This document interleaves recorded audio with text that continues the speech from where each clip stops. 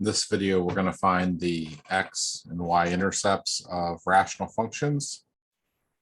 To find the y-intercept, we are going to let x be equal to 0, which is going to give us the constant of the numerator divided by the constant of the denominator. Remember that an intercept is a point, so we're going to have x equals 0. Y is going to be 12 over 11. The constant in the numerator here is 5, and in the denominator is a negative 23, so that makes it negative 5 over 23. Constant in the numerator here is 0 divided by a non-zero constant, so we're going to have a y-intercept at 0, 0. The constant in the numerator here is negative 15, and in the denominator is negative 3. That's going to give us a y-intercept of positive 5.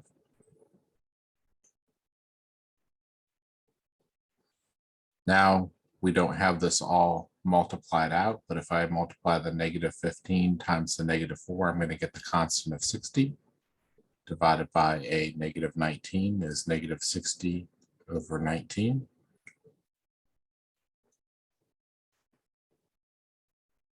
When I let x be equal to 0, this is going to be 4 over 11 cubed. 11 cubed is 121 times 11. 121 and 121 is 1331. And this is positive 4.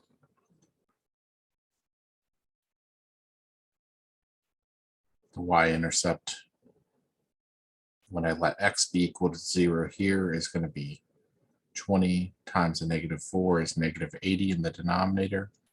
So that's a negative 23 over 80.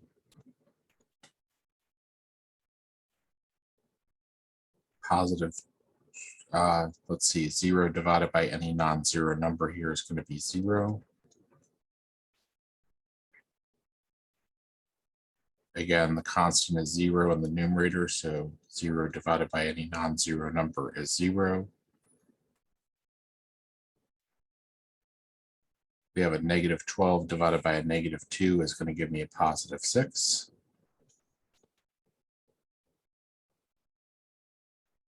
There's going to be no y-intercept here because 0 is not in the domain of this function since it makes the denominator 0.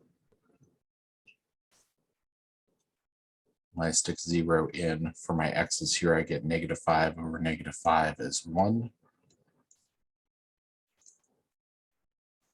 And I stick in 0 for my x's here, I get negative 12 over 4 is a negative 3.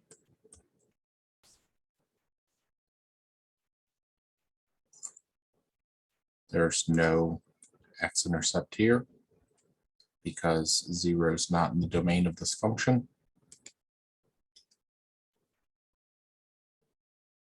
Going to have 5 over negative 9 or negative 5/9. We're on to x-intercepts now, excuse me. So to find x-intercepts, we're going to set the numerator equal to 0.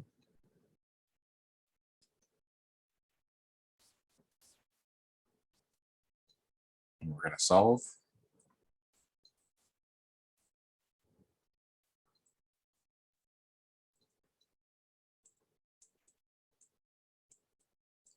And then y is going to be 0.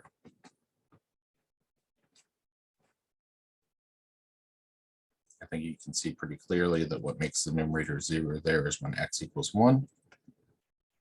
There's going to be no x-intercepts here because the numerator can never be equal to 0.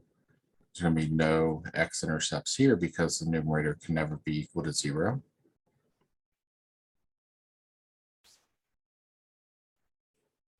The x-intercept here is going to be 0, 0.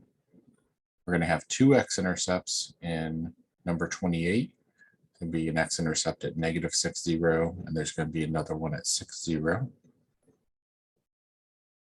We're going to have intercepts at 0, 0, and negative 9. 0.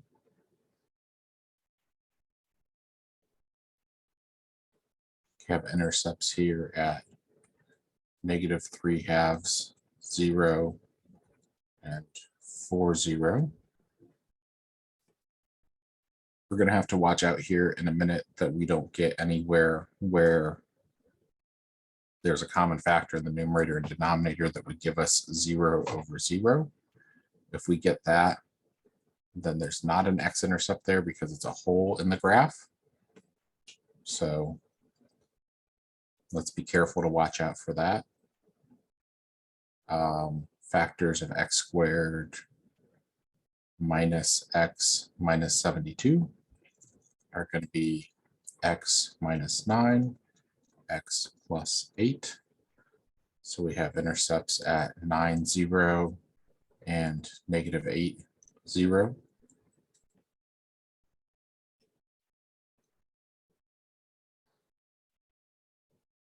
Uh, 343 is 7 cubed.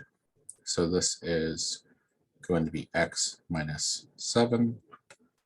That's x squared plus 7x plus 49, which doesn't factor down anymore. X minus 5, x plus 5. There's no common factors. Our x-intercept comes from 7 for x. And we're going to have to make a common denominator here. And we're going to set that numerator equal to 0. We're going to see that there's no x-intercepts there.